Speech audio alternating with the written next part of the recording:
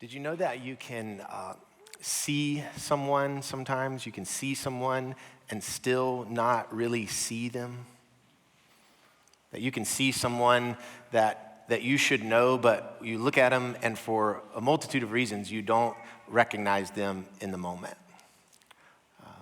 I see you guys sometimes in Publix and you walk right past me. It's like a ball cap is an invisibility cloak.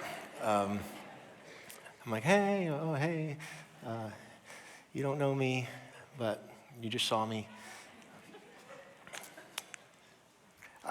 Last week was Easter, and there was a lot going on. First of all, just thank you guys for an amazing weekend. So many of you served and sacrificed and came to different services so that we could share the gospel of Jesus with so many people. In fact, it was the biggest weekend of worship we've ever had here at Providence Church. There was 20% more people this year than last year, and it was just amazing. We celebrate that so many people heard the gospel, the good news of Jesus, that he's resurrected from the grave. So I thank you for that. And with that, there was a lot of people here. There was a lot of things going on. And I find in those moments, sometimes it's hard for me to, recognize people or place people because there's a lot going on in my mind, that kind of thing. So in one of the services, I was sitting right down here on the front row, and I look over, I see this guy on the front row over here. And I'm like, I know that guy. I was like, I don't remember the last time I saw him, but I'm sure that I know him. And I could tell he was on the front row, but I could tell that he wasn't a front row guy. You know what I mean? Like, I'm a front row guy. He was on the front row because it was Easter, and an usher had brought him there. So I'm like digging it, and I'm looking at him, and he's doing good. He had a cool mustache and all this kind of stuff. He's just kind of standing there, but I was like, he's not a front row guy. I was like, who is that guy? And I should have probably been worshiping, or thinking about something else. So I'm like, who is that guy?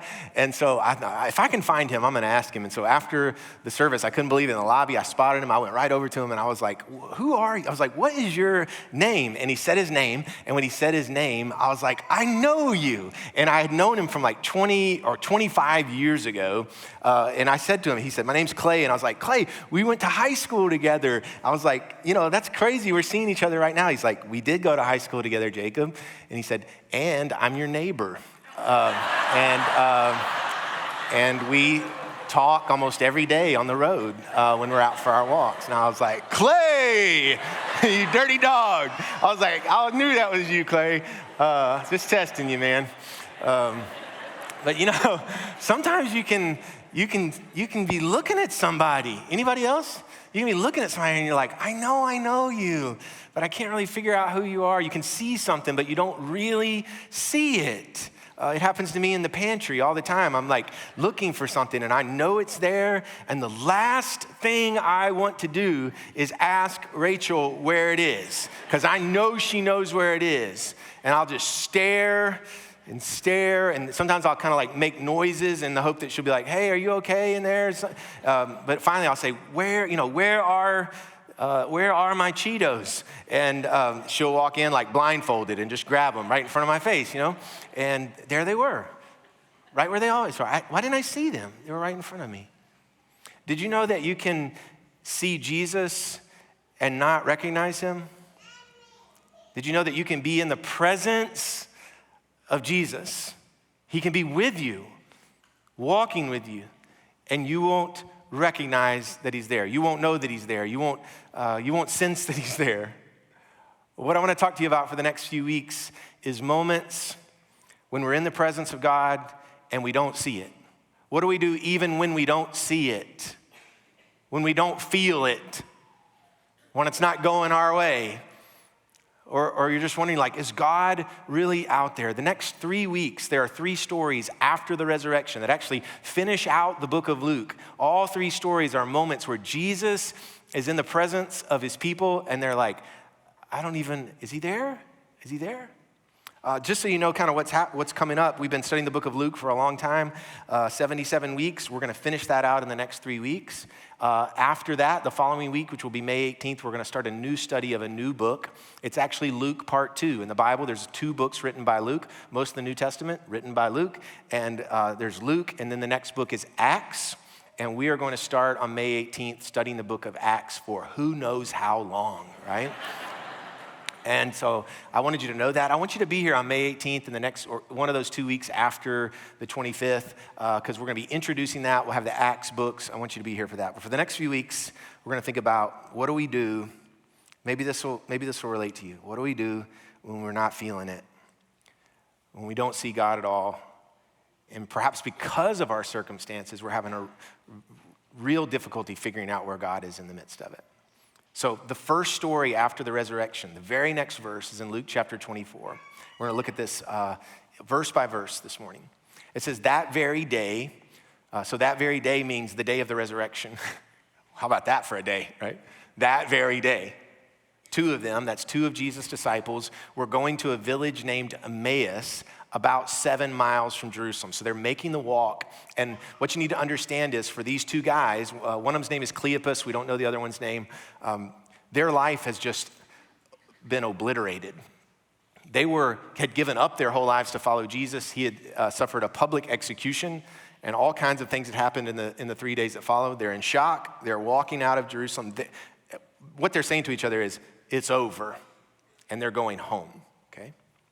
And they were talking with each other about all these things that had happened. So they're talking about the events of the last 3 days, maybe the events of the last week. Think of all the things we've studied in detail for week after week after week. Jesus coming into Jerusalem, riding as a king on a donkey, all those things, right? The crucifixion, how he was beaten and turned over. They're talking about all these things that had happened. And while they were talking and discussing these things, Jesus himself drew near and went with them. So there's two guys walking together. Suddenly someone else joins them on the road. But this next verse is really important. It says, but their eyes were kept from recognizing him. They see Jesus, but they don't really see Jesus. Jesus is with them, but he is a stranger to them. They're rubbing elbows with him, but they don't know that it is him. And so he said to them, Jesus says to them, but they don't know it's Jesus, what is this conversation that you're holding with each other as you walk? So he walks up and they're talking about, man, the crucifixion, the cross, the death, the burial, all these things. And he asked them, hey, what is it that you're talking about? And so they're walking together, the three of them. But this verse says they stood still in that moment when he asked that question. They're like, are you for real?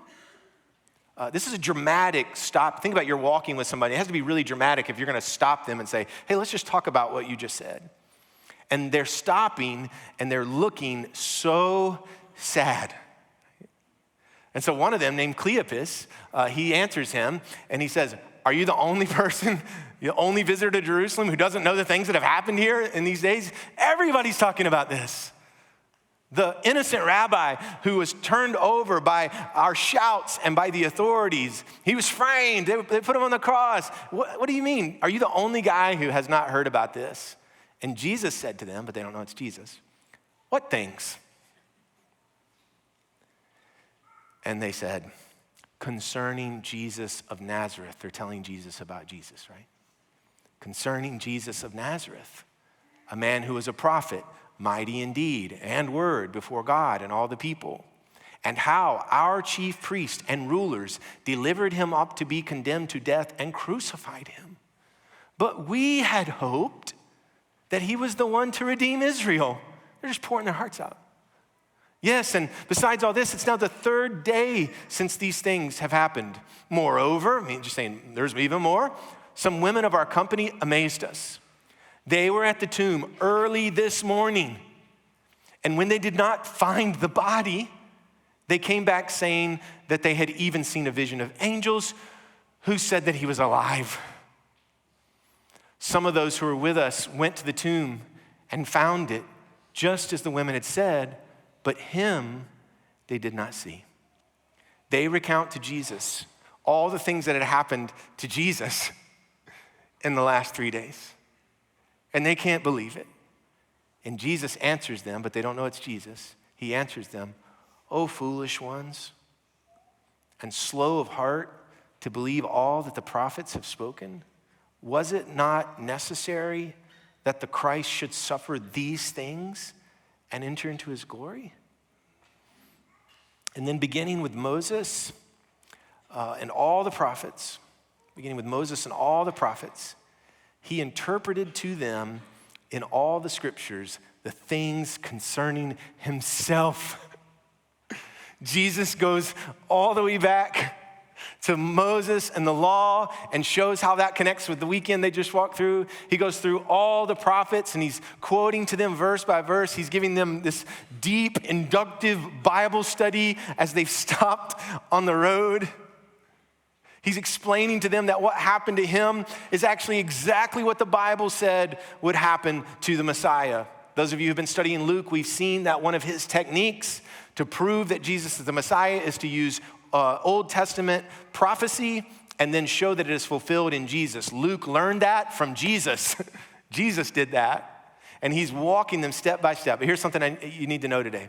If you're going through like something super difficult, experiencing loss and grief, somebody can give you the greatest Bible study and it will not fix how you feel. Somebody can offer, hey, I got a Bible verse for you.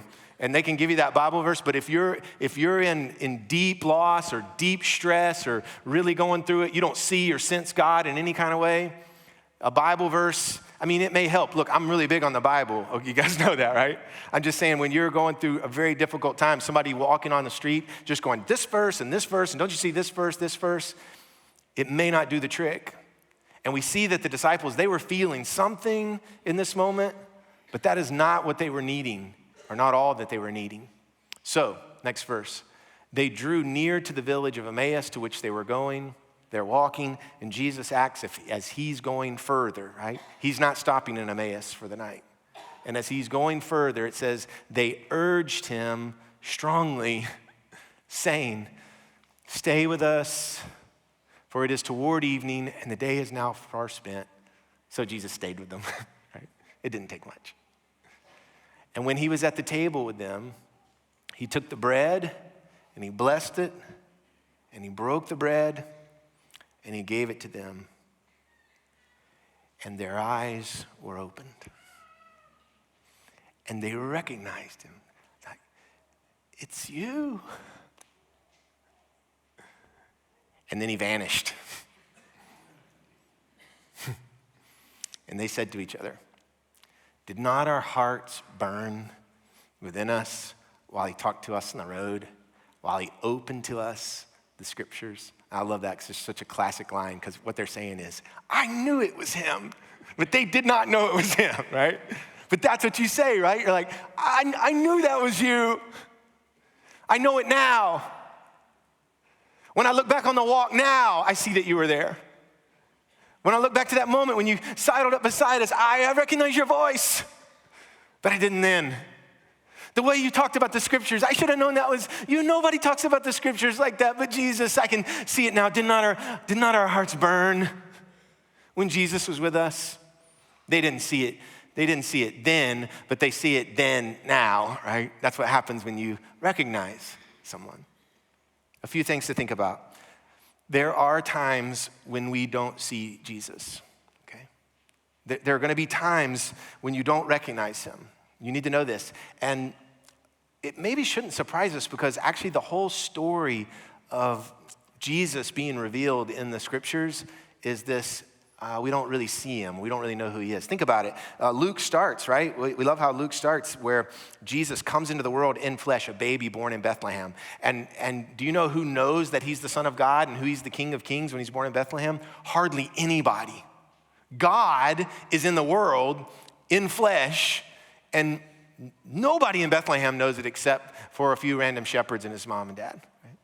And immediately after that, Joseph is told in a dream to take Jesus to Egypt to escape this killing of babies that was taking place. And so God in flesh spends the first season of his life as a refugee in Egypt. And you know who knows he's there? Nobody. Nobody knows that God in flesh is in Egypt. After that, you would think, now we're going to know. Nope. He goes back to Nazareth, which is the hometown of Mary and Joseph, and he lives there for maybe 27 years. And you know who knows that he is the Messiah? Nobody. Everybody sees him at school, in the carpentry shop, at the market. Everybody sees Jesus, but they don't see him as Jesus. They don't know. And so there are times when we don't see Jesus. Even think about it, you scholars of Luke, as we've been studying this, as Jesus has been working miracles and healing. What has everybody said when they see him? They say, "Who is this guy? What is he doing? Do you know him? Is this the guy from Nazareth?" is that Mary and Joseph's son? Nobody can figure him out. And so you just need to know that this is a part of the life of faith. I can't explain why God works that way, but God works that way. Okay? The second thing we see is that Jesus is actually always with us. So even though we don't see him, he's not playing hide and seek with us. There's just things that keep us from seeing who Jesus is. This is maybe even more the tenor of all the scriptures about God sending his son. He's named Emmanuel, which means God with us. So God is with us at all times. He's actually with us even when we don't see him. And so why don't we see him? I think there's a couple explanations. One is, I've already said a couple times, is it seems as if God is keeping himself from being seen. That's what it seems like on the walk to Emmaus. I don't know that I understand that, but Jesus, he could have revealed himself whenever he wanted to, right? I would think. But he chose to do it in the breaking of the bread. But I think maybe the thing that will most resonate with us today about why Jesus is always with us, but we don't notice it, why we go through long seasons like, where are you, God? And this is, you all know this. It's like when you're going through something really difficult, it's hard to see and think clearly. Like when you're going through suffering, it's actually normal for eyes to be clouded in suffering, in grief, and loss. If you've been through something difficult, when you look back on that, you're like, man, I can't even hardly remember what was going on. I don't remember who was there. I remember how I felt. But it's normal for our eyes to be clouded in suffering. Some years ago, almost 20 years ago, I was down in Atlanta doing some continuing education just for like a week with some other pastors. We were studying at a seminary. And one morning that I was there, I got a call from Rachel, my wife, and she shared with me that our dear family member, her cousin Kevin, had died, surprisingly and tragically, at the age of 16. And you got to know Rachel's family is a very tight-knit family, and they brought me in when I came on the scene, right? I had played ping pong with Kevin like a couple weeks before, and I couldn't make sense of that. I hung up the phone, and I went back and I sat down in class, and I don't remember anything that was going on, you know? I don't remember anything that was said. I was just like so shocked and hurt, and so I got done with that class, and I walked out, and Pastor Mark, who's been my friend forever, he was with me, and I had told him about the phone call about Kevin, and he said, Jacob, you got to go home. And I was like, oh yeah, I got to go home. I didn't know what to do. I couldn't make sense of anything to do, you know. And he's like, you got to go home. And there are things that we experience that are so difficult that our eyes are clouded. And I'm just sharing this with you today to say you need to give yourself permission at times to not be able to know exactly everything that's going on. And you may be in the midst of something right now that's so difficult and you can't see God. I just want to give you grace to say it's okay if you don't have it all figured out. It's okay if you don't have the Bible verse that explains what you're going through right now. Our eyes are clouded in suffering. When the disciples were walking with Jesus, they're 3 days from seeing and experiencing something excruciating. And so it makes sense that even Jesus could be with them and they're just like walking and talking. They're like, you don't know what happened this weekend? But here I have really one practical thing I want to share with you today, and we'll walk this out over the next few weeks. And that is when you sense Jesus is near, ask him to stay. That's what the disciples did. They didn't know it was Jesus, but they felt something. And I just want to give that to you. Like, you guys, you've been walking with Jesus. You're practicing his presence. You're studying the scriptures. You're worshiping here. You're getting your kids involved. You're surrounding yourself with Christian friends. You are not outside of God being close to you. He's close to you all the time. And there's going to be times you just sense his presence. And when that happens, say, Jesus, will you stay with me? I don't see you right now, but I need you. And ask him to stay. And here's the thing. Jesus will be faithful to that promise every time. It looked like Jesus was going further. Hey, will you stay with us for dinner? He's like, oh yeah, I'll stay with you for dinner. He will be faithful to you every time. Ask him to stay. Desire his presence. Ask him to be close to you. And he will show himself to you. Jesus is not playing hide and seek with you in your grief. He's not playing hide and seek with you in your stress. Jesus reversed the death-life order so that he could be with us in the full extent of our suffering. And just because you don't see him doesn't mean he's not there. Even when you don't see it, he's working, is what I'm saying. Even when you don't feel it, he's working. He never stops working in your life. Jesus will reveal himself. That's the promise of the whole Bible. Jesus will show himself to you. He will show up.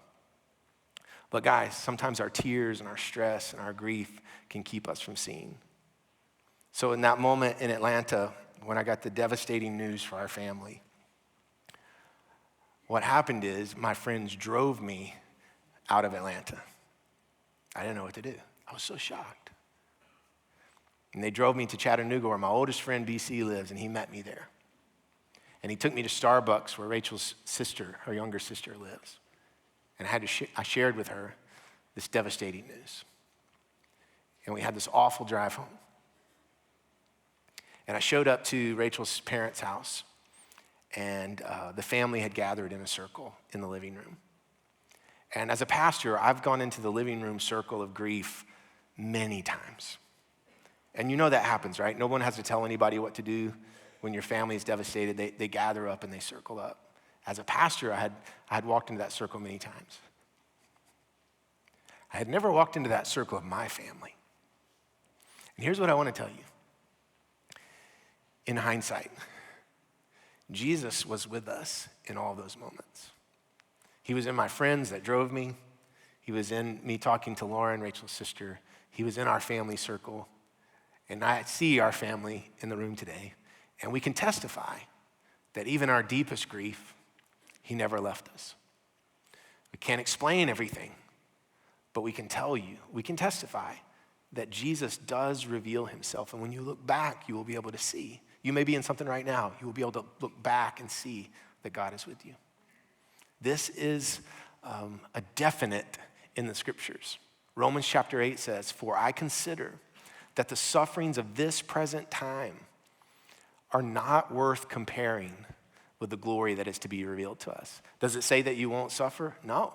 Does it say that the suffering will be less for you? No. It says that the sufferings of this present time will not be able to compare with Jesus revealing himself in this life and in the life to come. In 1 Peter chapter 4, it says, rejoice. You're like, are you kidding me? Rejoice? Yeah.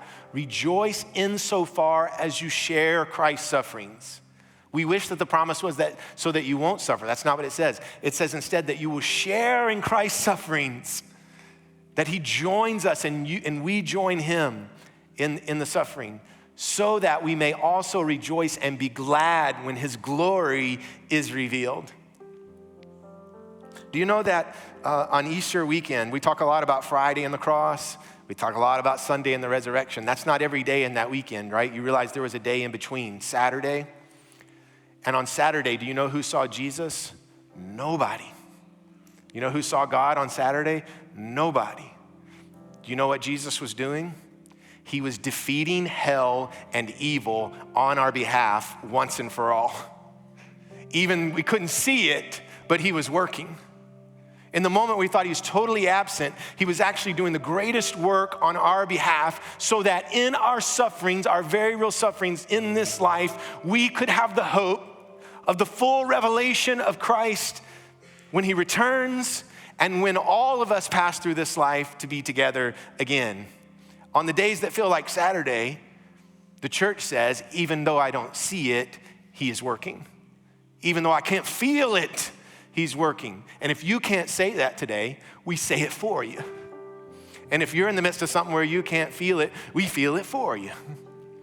1 Peter chapter 1 says, therefore, with minds that are alert and fully sober. That's what we're doing here today, guys. That's why we study the scriptures. We get our minds right, our minds alert, awake, the cobwebs pushed away, the clouds pushed away, and fully sober minds, so we can do what? Set our hope on the grace to be brought to us when Jesus Christ is revealed. If you've ever wondered, why am I here? Why do we come here every week? Here's why. We get our minds alert and fully sober through worship, through baptism, through communion, and we set our hope on his grace that will be brought to us when Jesus Christ is revealed at his coming. You know, even when I don't see it, he's working. I say it for you today, okay? Even when I don't feel it, he's working. He never stops working. Let us pray.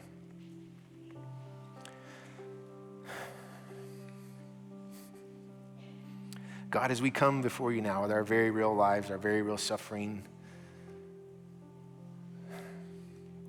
we believe that you are with us, and so we ask you to stay.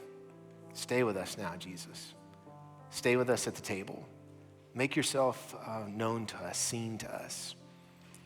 And as we recount now the moment of Christ being at the table with his friends, and that moment with his friends at Emmaus, that he takes bread, he breaks it. It represents his body broken, his suffering for our suffering.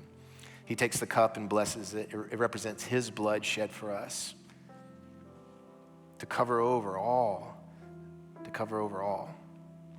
And so we receive today communion, God, with open hearts, with expectation to see you fully revealed in our midst.